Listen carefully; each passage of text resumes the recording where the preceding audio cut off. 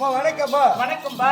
இருந்தாலும் என்னடி வணிந்து படிந்த காரணத்தால் எந்த ஒரு குறையை நேராமல் என்னுடைய அருளையும் அதை காட்டிலும் முன்பதாக அமர்ந்திருக்கக்கூடிய அம்மனுடைய அருளை பெற்று மாதா பிதா குரு தெய்வம் இறுதியாக பார்த்தால் தெய்வம் பின்னாடிதான் வருது.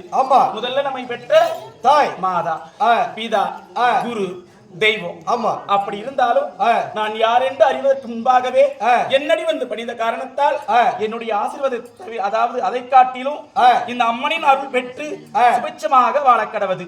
அப்படியா? ஆமா, ஏன் உன் மூஞ்சல இப்படி இருக்குது? நிறைய கஷ்டப்பட்டுட்டியோ? இன்னைக்கு நீ தவப்படுற, ஆனா உன் கஷ்டத்தை யாரு புரிஞ்சுக்கிறாங்க ராஜா? யாரும் புரிஞ்சுக்கிறது இல்ல. இதுதான் உண்மை. நீ என்னமோ நிறைய பாடுபடுற. அதாவது நான் என்னன்றேன், மலையை மட்டும் சாமிக்கு மலையை மட்டும் நாம பூ எடுத்து போய் போட்டு பூஜை பண்ண முடியாது. ஒரே ஒரு மூலம் நம்மளால முடிஞ்சு 50 ரூபாய்க்கு செய்ய முடியும். இல்ல ஒரே ஒரு குண்டுமல்லி வச்சா நமக்கு கடவுள் வரந்தராரு. கடவுள் என்பது எல்லோருக்கும் பொதுவு.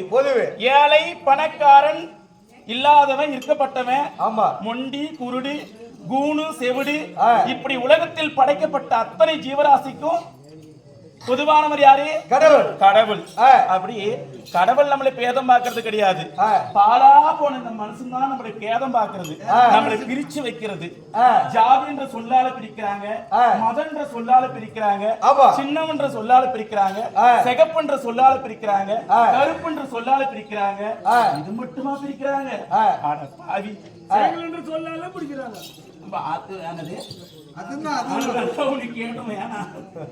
இல்ல இல்ல, அதுல கூட ஒரு பெரியவனுக்கு இருக்குது.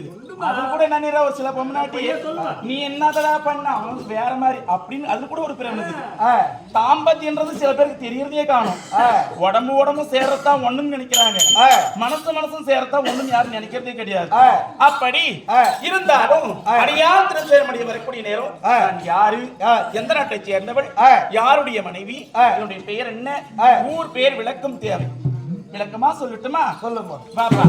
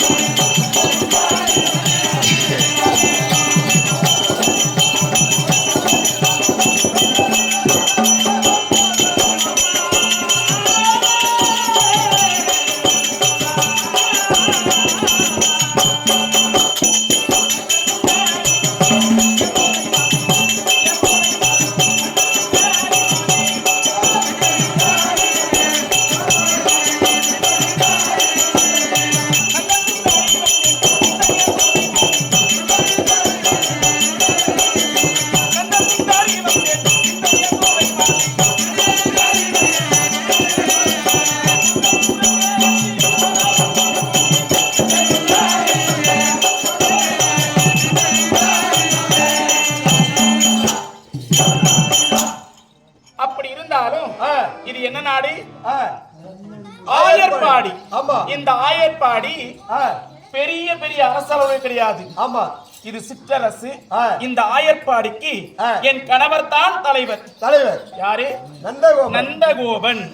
அவருடைய மனைவி என்னுடைய பேர் தான் யசோதை. உனக்கு தெரியும், ஆனா நீ இருந்தாலும் எனக்கு கூட மரியாதை தர்ற. ஆமாமா, தெரியும் தானே? நான் என்ன சொல்றேன், இவனுக்கு மரியாதை இருக்கிற இடத்துல மரியாதை இருக்கணும், பணிவு இருக்கிற இடத்துல பணிவு இருக்கணும். அதுக்குன்னு உன்னுடைய உண்மையான பேச்சு போட்டு பணிவு வரக்கூடாது.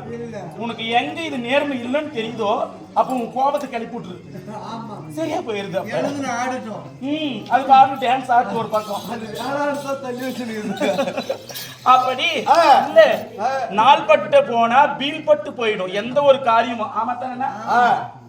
ஓட்டாத கொல்லியும் நீ என்னமோ சொல்லுவேன், கேட்காத பொண்ணும் கெட்டு போயிடுவா. கேட்கணும், சட்டப்படி நியாயம் உன் பக்கம் இருந்தா கேட்கணும், என் பக்கம் இருந்தா நான் கேட்பேன். ஆமா, இதுதான் உண்மை. இருந்தாலும் அப்படி நாங்கள் வாழ்ந்து வரக்கூடிய நேரத்தில் சீரும் சிறப்பும் செம்மையுமாக இந்த ஆயர்பாடி வாழ்ந்து வரக்கூடிய நேரத்தில், ஆனால் எங்களுக்கு என்று